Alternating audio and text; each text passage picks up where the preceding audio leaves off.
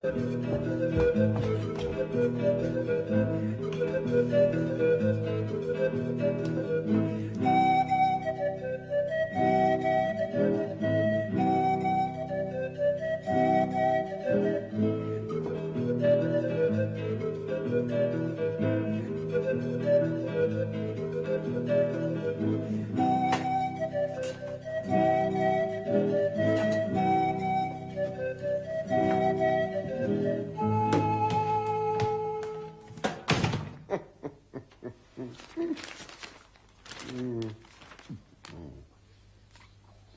sure I can't help it anyway, Bluntschli?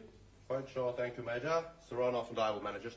Yes, we'll manage it. He finds out what to do, draws up the orders, and I sign them. Division of labour. Another one, thank you. His hand is more accustomed to the sword than to the pen. It's very good of you, Bluntschli. It is indeed, to let yourself be put upon in this way. Sure I can do nothing. You can stop interrupting, Paul. Huh? Oh, quite right, my love. Quite right. You haven't been campaigning, my dear. You don't know how pleasant it is for us to sit here after a good lunch with nothing to do but enjoy ourselves.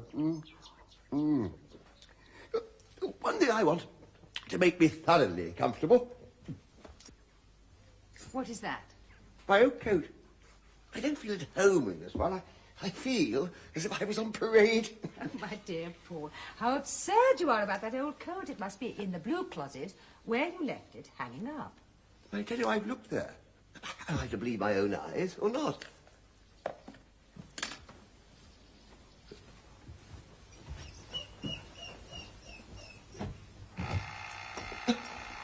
What are you shaking off that electric bell for? My dear, if you think the obstinacy of your sex can make a coat out of Raina's dressing gown, and you're waterproof and my Macintosh, you're mistaken. And that's exactly what the blue closet contains at present. Nicola, would you go to the blue closet and fetch your master's old coat? You know, the braided one he wears in the house? Yes, madam. Catherine. Yes, Paul? I bet you any piece of jewellery you like to order from Sophia against a week's housekeeping money that the coat isn't there. Done. Oh, oh, here's an opportunity for some sport. You'll bet on it. Bluntschli, I'll give you 6 to 1. It would be robbing you, Major. Madam is sure to be right. Well said, Switzer. Major, I bet you my best charger against an Arab mare for Raina that Nicola finds the coat in the blue closet. Your best... Don't be foolish, Paul. An Arabian mare will cost you 50,000 labours. Really, Mother, if you're going to take the jewellery, I don't see why you should grudge me my Arab. Where was it, Nicola? Hanging in the blue closet, madam. Well, I'm... I could have sworn it wasn't there. Age is beginning to tell on me. I'm getting hallucinations. Here, have a change. Excuse me, Bluntschli. Sergius, don't forget, I didn't take that bet of yours. You better give that Arab steed to Raina, since you aroused her expectations. Hey, Raina? Dreaming, as usual. Assuredly, she shall not be the loser. So much the better for her. I shan't come off so cheaply, I expect. Oh, I feel at home at last. That's the last order. What? Finished? Finished. Are you sure you've got nothing for me to sign? Not necessary. His signature will do. I call a thundering good day's work. Now, are you sure I can do nothing more? You had better both see the fellows that are to take these, pack them off at once, and show them that I've marked on the orders the time they should hand them in by. Tell them that if they stop to drink or tell stories, if they're 5 minutes late, they'll have the skin taken off their backs. I'll say so. And if one of them is man enough to spit in my face for insulting him, I'll buy his discharge and give him a pension. Huh. Just see that he talks to them properly, Major, will you? Quite right, Bluntschli, quite right. Well, Sergeant, by the by, Catherine, you'd better come too. They'll be far more frightened of you than of me. I dare say I had better. You would only splutter at them.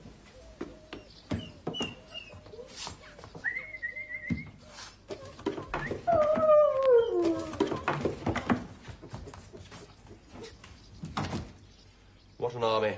They make cannons out of cherry trees, and the officers sent for their wives to keep discipline.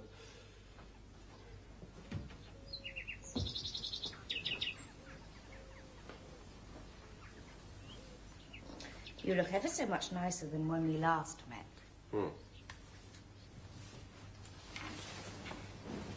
What have you done to yourself? Oh, wash, brush, good night's sleep and breakfast, that's all. Did you get back safely that morning? Quite, thanks. Were they angry at you for running away from Sergius's charge? No, they were glad, because they'd all just run away themselves. Must have made a lovely story, all that about me and my room. Oh, capital story. But, I only told it to one of them, a particular friend. On whose discretion you could absolutely rely. Absolutely. You told it all to my father and Sergius the day you exchanged the prisons. No, you don't mean that, do you? I do indeed, but they don't know it was in this house you took refuge. If Sergius knew, he would challenge you and kill you in a duel. Bless me. Then don't tell him. Oh, please be serious, Captain Bluntschli. Can you not realize what it is to me to deceive him? I want to be quite perfect with Sergius. No smallness, no meanness, no deceit. My relation to him is the one really beautiful and noble part of my life. I hope you can understand that. You mean you wouldn't like him to find out that the story about the ice pudding was a... Oh, don't talk of it in that flippant way. I lied. I know it. But I did it to save your life. He would have killed you. That was the second time I ever uttered a falsehood. Do you remember the first time? No. Was I present? Yes, when I told the officer that was searching for you that you were not present. True. I should have remembered it. Ah, it is natural that you should forget it first. It cost you nothing. It cost me a lie. A lie. My dear young lady, don't let this worry you. Remember, I'm a soldier. Now, what are the two things that happen to a soldier so often that he comes to think nothing of them? One is hearing people tell lies. The other is getting his life saved in all sorts of ways by all sorts of people. And so he becomes a creature incapable of faith and gratitude. Do you like gratitude? I don't. If pity is akin to love, then gratitude is akin to the other thing. Gratitude? If you are incapable of gratitude, you are incapable of any noble sentiment. Even animals are grateful. Oh, I see now exactly what you think of me.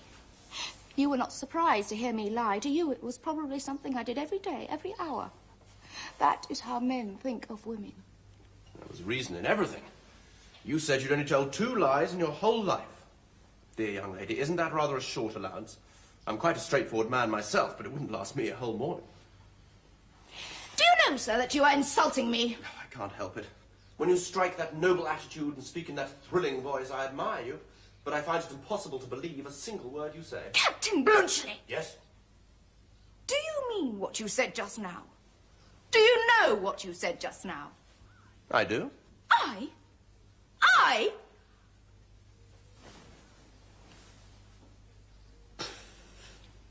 How did you find me out? Instinct, dear young lady. Instinct and experience of the world. Do you know, you're the first man I ever met who didn't take me seriously. You mean, don't you, that I'm the first man who has ever taken you quite seriously? Yes. I suppose I do mean that. How strange it is to be talked to in such a way. You know, I've always gone on like that. You mean the... I mean the noble attitude and the thrilling voice.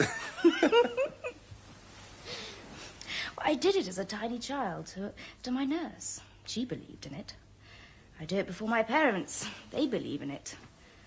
I do it before Sergius. He believes in it. Yes, he's a little in that line himself, isn't he? Oh, do you think so? Oh, well, you know him better than I do. I wonder, is he? If I thought that. Ah, well, what does it matter?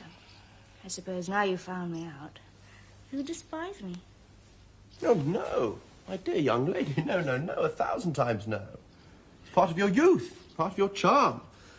I'm like all the rest of them. The nurse, your parents, Sergius. I'm your infatuated admirer.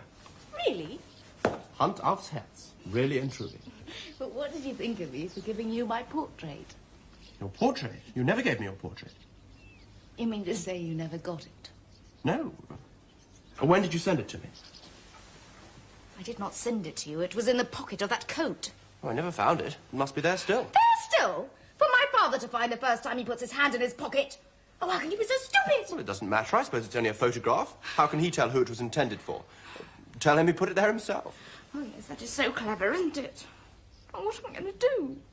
Ah, I see. You wrote something on it. That was rash. Oh, to have done such a thing for you, who gave no more except to laugh at me. Are you sure nobody has touched it? Well, I can't be quite sure. I couldn't carry it about with me all the time. One can't take much luggage on active service. So what did you do with it? When I got through to Pirot, I had to put it into safekeeping somehow. I thought of the railway cloakroom, but that's the surest place to get looted in modern warfare. So, I pawned it. Pawned it? I know it doesn't sound very nice, but it was much the safest plan. I redeemed it the day before yesterday. Well, heaven only knows whether the pawnbroker cleared out the pockets or not. You have a low shopkeeping mind. You think of things that would never come into a gentleman's head. That's the Swiss national character, dear lady. Oh. I wish I'd never met you.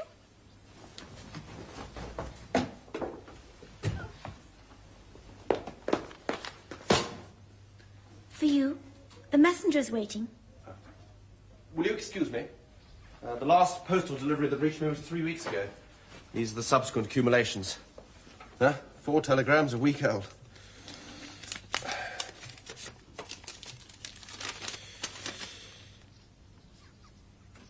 Oh. Bad news. Bad news? My father's dead. Oh, how very sad. Yes. I shall have to start for home within the hour. He has left a lot of big hotels behind him to be looked after. Here's a whacking letter from the family solicitor. Great heavens. 200... 400... 4,000... 9,600... Oh, what am I to do with them all? 9,000 hotels? Oh, no. Nonsense. If only you knew. Oh, it's too ridiculous. Will you excuse me? I must give my fellow orders about leaving.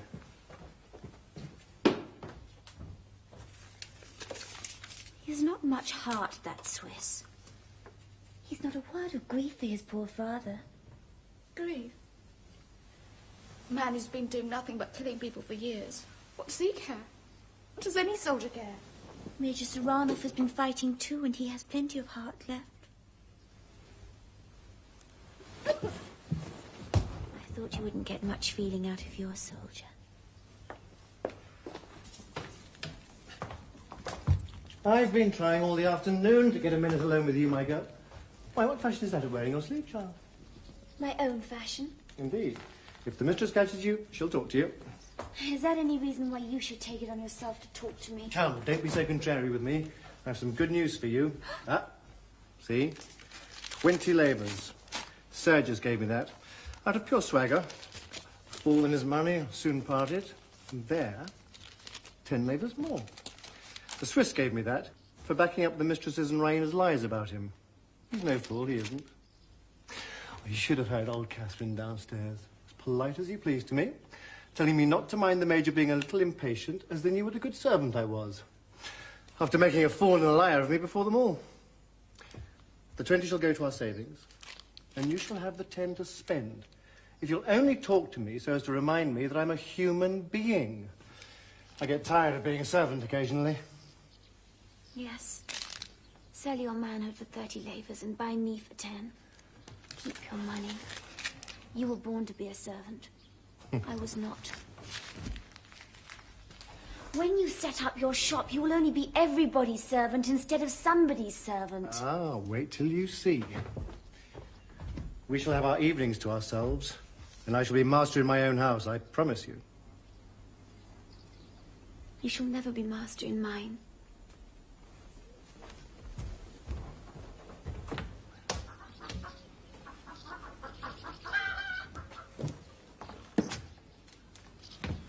You have a great ambition in you, Luca.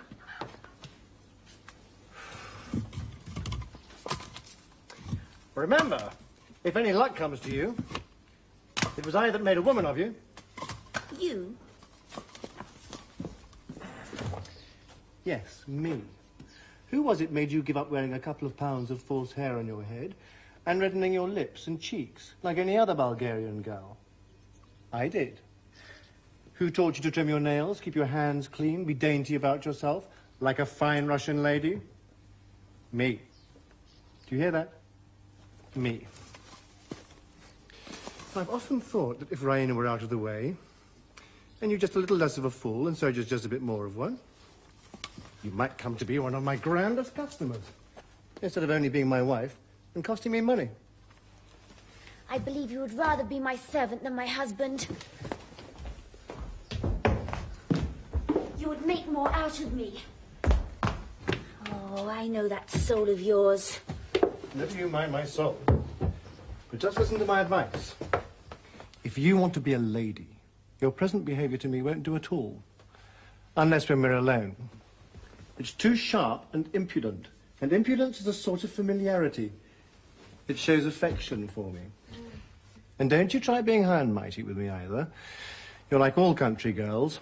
You think it's genteel to treat a servant the way I treat a stable boy. It's only your ignorance, and don't you forget it. And don't be so ready to defy everybody. Act as if you expected to have your own way, not as if you expected to be ordered about. The way to get on as a lady is the same as the way to get on as a servant. You've got to know your place. That's the secret of it. And you may depend on me to know my place if you get promoted. Think it over, my girl. I'll stand by you. One servant should always stand by another. Oh, I must behave in my own way. You take all the courage out of me with your cold-blooded wisdom. Put those logs on the fire. That's the sort of thing you understand. This week probably want some food, right, sir?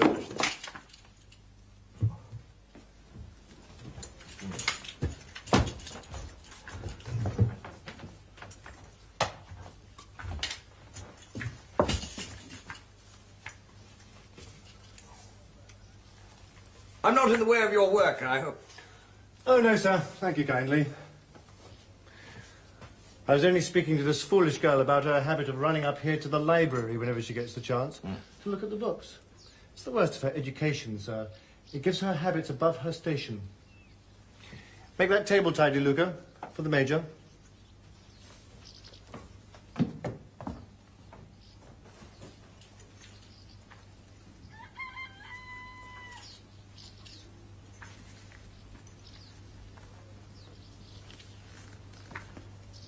Let me see, is there a mark there? Does it hurt? Yes. Shall I cure it? No. You cannot cure it now.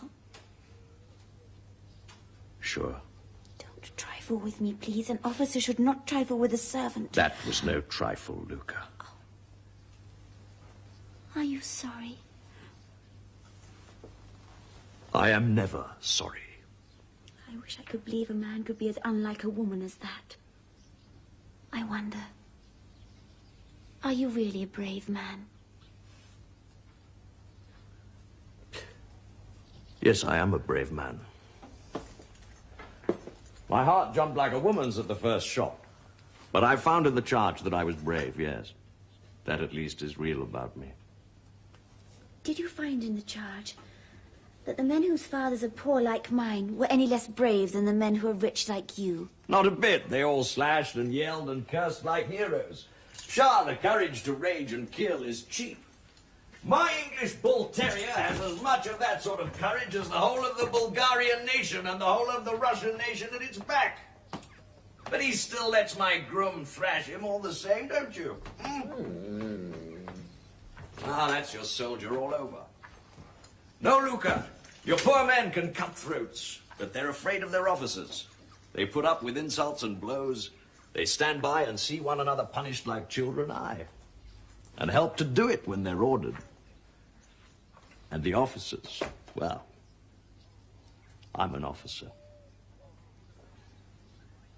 Oh, give me the man that will defy to the death any power on earth or in heaven that sets itself up against his own will and conscience. He alone is the brave man. How easy it is to talk. Men never seem to grow up. They all have schoolboys' ideas. You don't know what true courage is. Indeed. I am willing to be instructed. Look at me. How much am I allowed to have my own will? I have to get your room ready for you, to sweep and dust, to fetch and carry. How could that degrade me if it did not degrade you to have it done for you?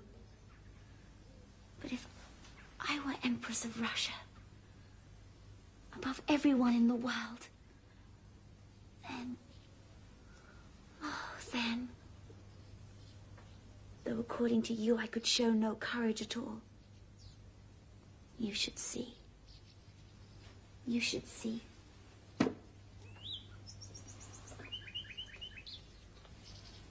What would you do, most noble Empress? I would marry the man I loved, which no other queen in Europe would have the courage to do.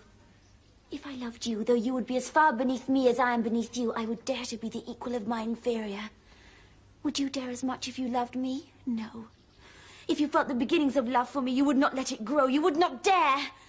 You would marry a rich man's daughter because you would be afraid of what people would say to you. You lie! It is not so by all the stars. If I loved you and I were the Tsar himself, I would place you on the throne by my side. Oh.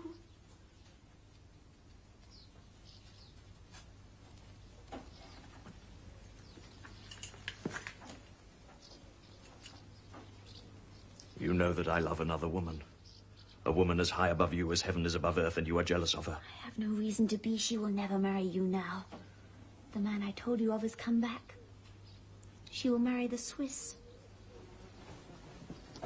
The Swiss! A man worth 10 of you. Then you can come to me, and I will refuse you. You're not good enough for me.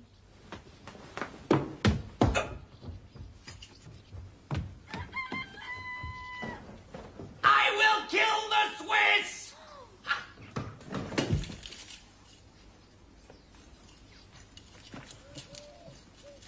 And afterwards I will do as I please with you. The Swiss will kill you, perhaps. He has beaten you in love. He may beat you in war.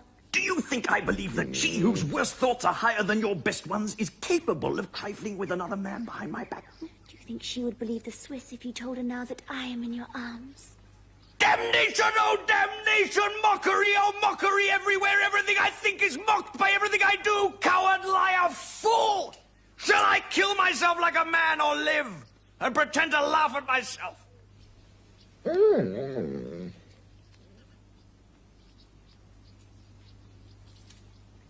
Luca, remember you belong to me. What does that mean? An insult? It means that you love me. And I have had you here in my arms, and perhaps will have you there again, whether that is an insult. I neither know nor care. Take it as you please. But I will not be a coward and a trifler. If I choose to love you, I dare marry you in spite of all Bulgaria. If these hands ever touch you again, they shall touch my affianced bride. Oh. We shall see whether you dare keep your word. And take care. I will not wait long. Yes, we shall see. And you will await my pleasure.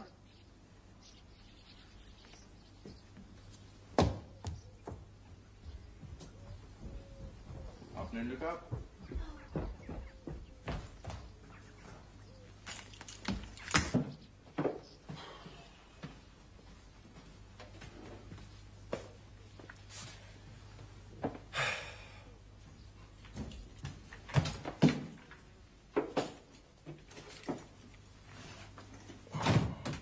Captain Blunchley. That's a remarkable-looking young woman.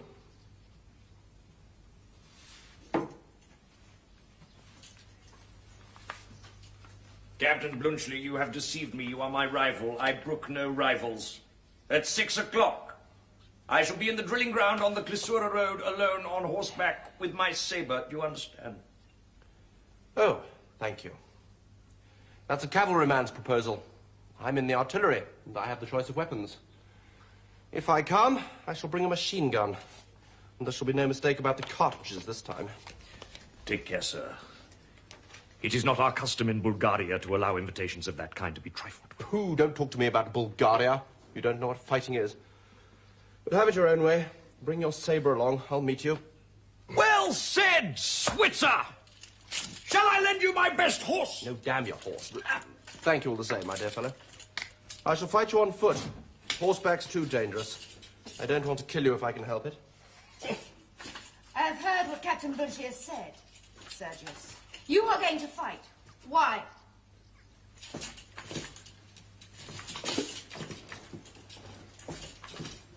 What about? I don't know. He hasn't told me. Better not interfere, dear young lady. No harm will be done. I've often acted as a sword instructor. He won't be able to touch me, and I'll not hurt him. Ah! It will save explanations. In the morning I shall be off home, and you'll never see me or hear of me again. You and he will then make it up and live happily ever after. Never said I wanted to see you again. Ah! That is a confession. What do you mean? You love that man? Sergius. You allow him to make love to you behind my back just as you treat me as your affianced husband behind his, Captain Blunchley. You knew our relations and you have deceived me. It is for that I call you to account. Not for having received favours that I never enjoyed. Stuff nonsense. I've received no favours. Why, the young lady doesn't even know whether I'm married or not. Oh. Are you? You see? The young lady's concerned, Captain Blunchley. Denial is useless. You have enjoyed the privilege of being received in her own room late at night. Yes, you blockhead. She received me with a pistol at her head. Your cavalry were at my heels. I'd have blown out her brains if she'd uttered a cry. Blunchley! Raina, is this true? Oh, how dare you! How dare you! Apologise, man, apologise. I never apologize. This is the doing of that friend of yours, Captain Blunchley. It is he who's been spreading this horrible story about me. No, he's dead, burnt alive. Burnt alive? Shot in the hip in a wood yard and couldn't crawl out. Your fellow's shells set the timber on fire and burnt him, with half a dozen other poor devils in the same predicament. How horrible. Ha! And how ridiculous! Oh, war, the dream of patriots and heroes. A fraud, Blunchley. A hollow sham, like love. Like love? You dare say that before me? Come, Sir Ranulph, that matter is explained. A hollow sham, I say.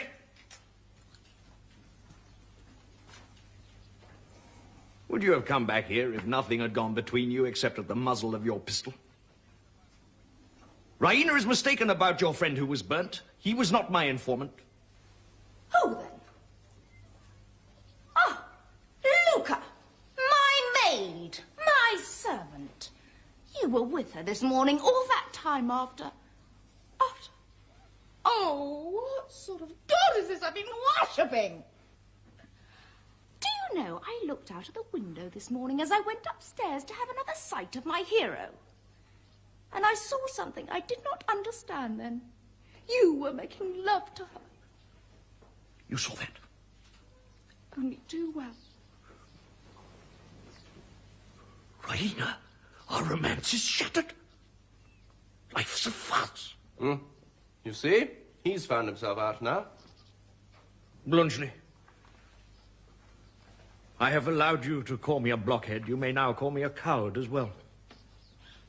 I refuse to fight you. Do you know why? No. But it doesn't matter. I didn't ask the reason when you cried on, and I don't ask the reason now that you cry off. I'm a professional soldier. I fight when I have to, and I'm very glad to get out of it when I haven't to. You're only an amateur. You think fighting's an amusement. Well, you shall hear my reason all the same. My professional. The real reason is, it takes two men, real men, Men of heart and blood and honor to make a genuine combat. I could no more fight with you than make love to an ugly woman. You've got no magnetism. You're not a man. You're a machine. Quite true. Quite true. I always was that sort of fellow.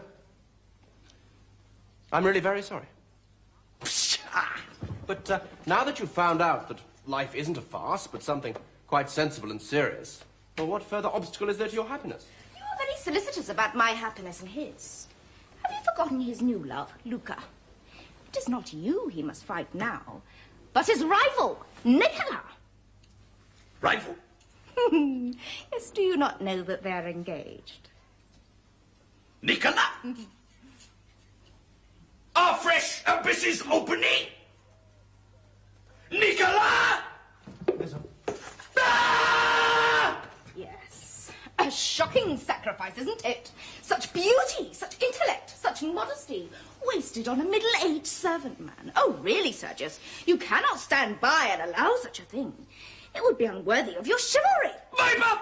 Viper! Viper! Okay, Saranov, you're getting the worst of this.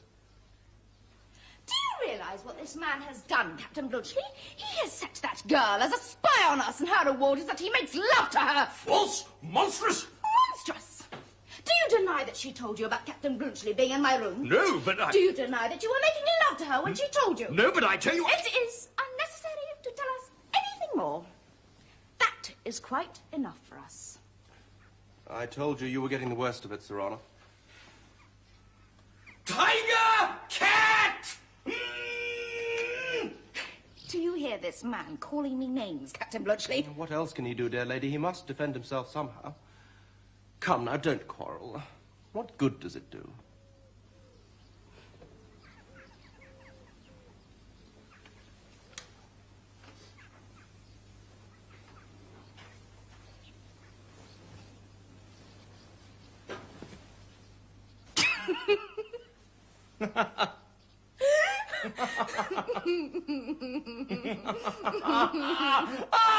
Engaged to Nicola! Oh.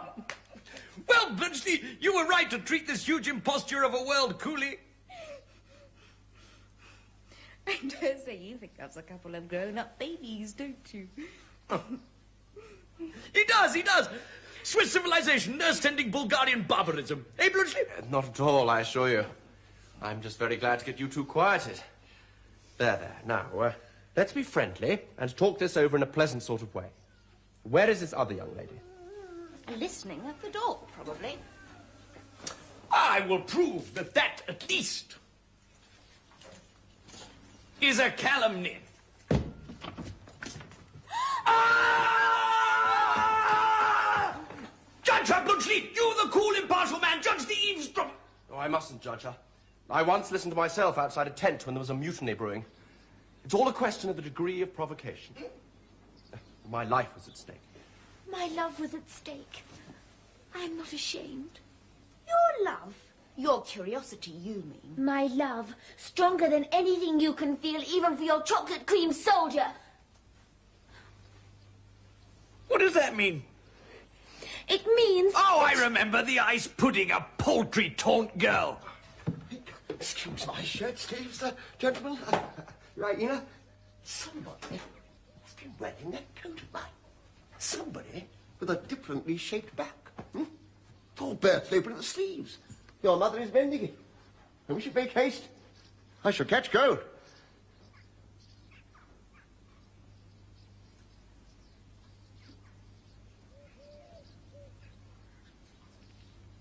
Anything the matter?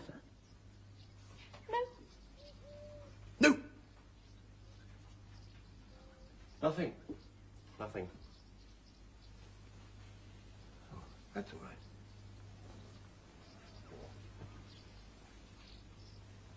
Anything the matter, Luca? No, sir. That's all right. Go to your mistress and pass my coat like a good girl, will you? Here it is, Papa. Give it to me, Nicola. And do you put some more wood on the fire? Oh, going to be very good to poor old Papa just for one day after his return from the wars, eh? Now, how could you say that to me, Oh, Papa? just a joke, my little one. Give me a kiss. Now give me my cape. No. I'm going to put it on for you. Turn your back. There.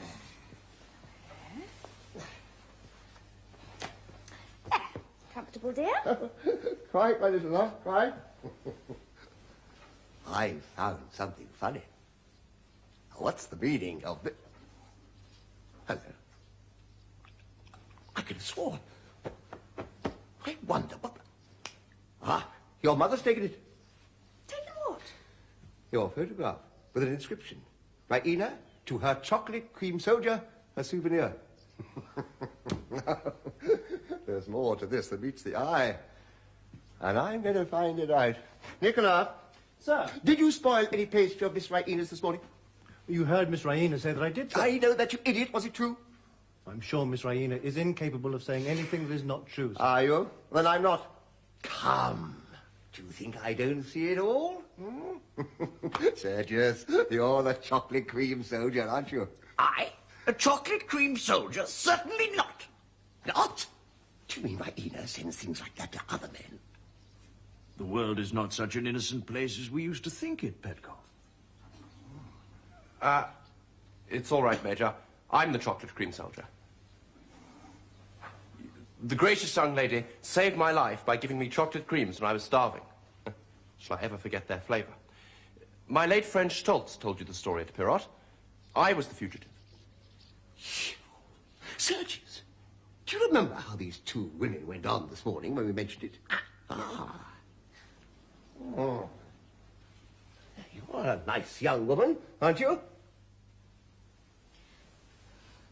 Major Saranov has changed his mind.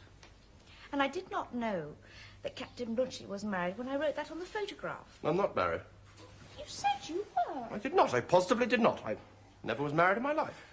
Raina, will you kindly inform me, if I'm not asking too much, which of these gentlemen you are engaged to? To neither of them. This young lady is the object of Major Saranov's affections at present. Luca? Sergius, are you mad? This girl's engaged to Nicola. I beg your pardon, sir. There is a mistake. Luca is not engaged to me. Not engaged to you, you scoundrel. Well, you had 25 labours from me on the day of your betrothal. And this girl had a gilt bracelet for Miss Raina. We gave it out so, sir, but it was only to give Luca protection. Oh, she had a soul above her station, and I have been no more than her confidential servant. I intend, as you know, sir, to set up a shop later on in Sofia, and I look forward to her custom and recommendation, should she marry into the nobility. Well, This is either the finest heroism or the most crawling baseness. Which is it, Blunchley? Never mind whether it's heroism or baseness. Nicola's the ablest man I've met in Bulgaria. I'll make him manager of a hotel if he can speak French and German. I have been insulted by everyone here. You set them the example. You owe me an apology. It's no use. He never apologizes. Not to you, his equal and his enemy. To me, his poor servant. He will not refuse to apologize.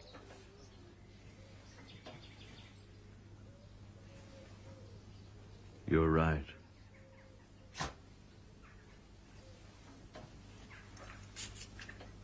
Forgive me. I forgive you. That touch makes me your affianced wife. I forgot that. You can withdraw if you like. I... Withdraw? Never. You belong to me.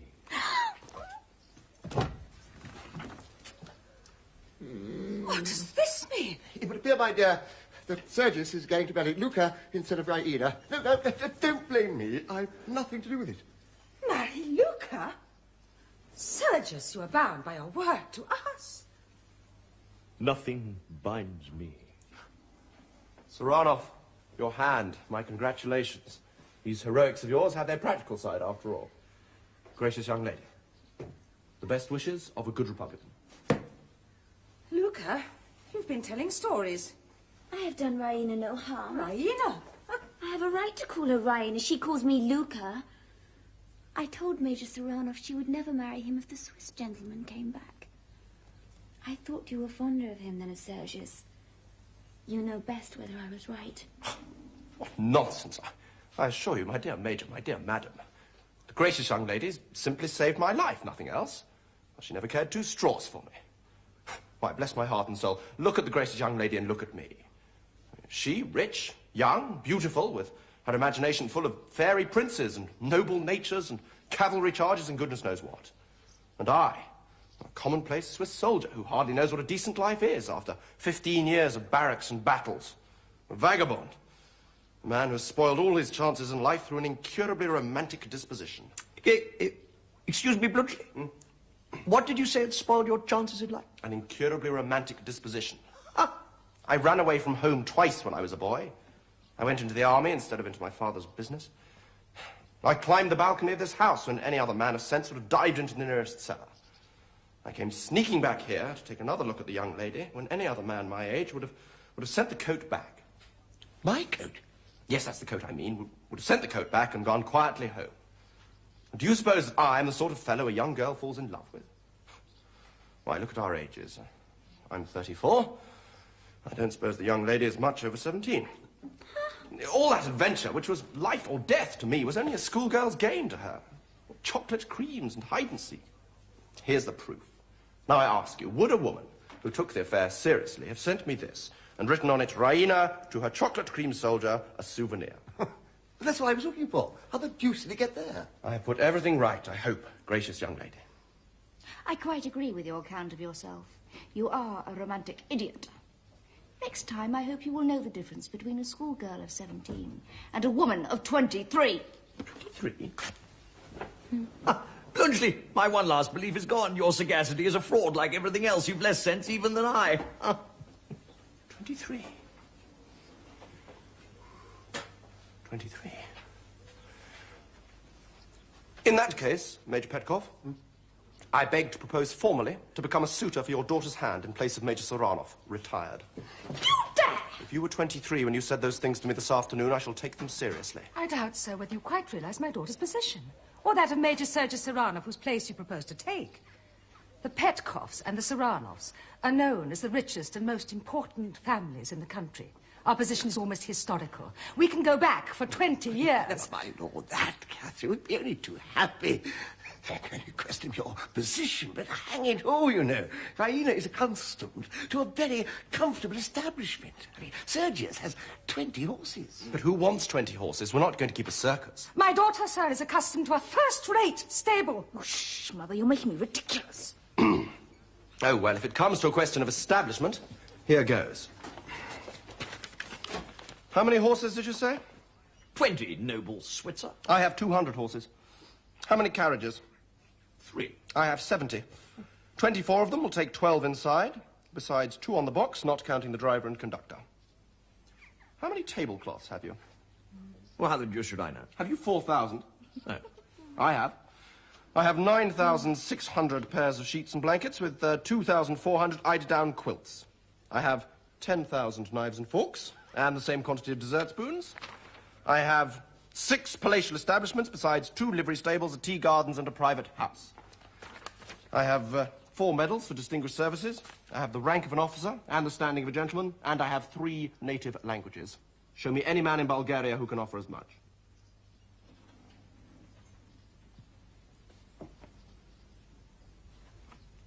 Are you the Emperor of Switzerland? My rank is the highest known in Switzerland. I am a free citizen. In that case, Captain Bluntschli, since you are my daughter's choice... He's not. I shall not stand in the way of her happiness. That is Major Petkov's feeling also. Oh, I should say so. 200 horses? Whew! What says the lady? The lady says he can keep his tablecloths and his omnibuses. I'm not here to be sold to the highest bidder. I won't take that answer. I appealed to you as a fugitive, a beggar, and a starving man. You accepted me. You gave me your hand to kiss, your bed to sleep in, and your roof to shelter me. I did not give them to the Emperor of Switzerland.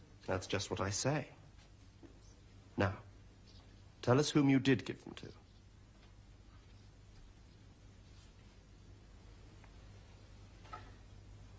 To my chocolate cream soldier. That'll do. Thank you.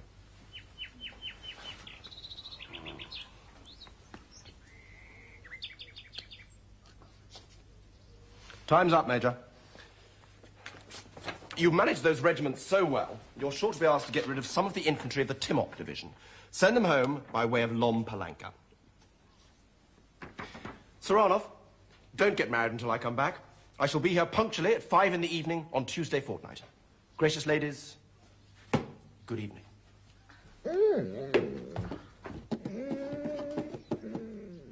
What a man! Is he a man?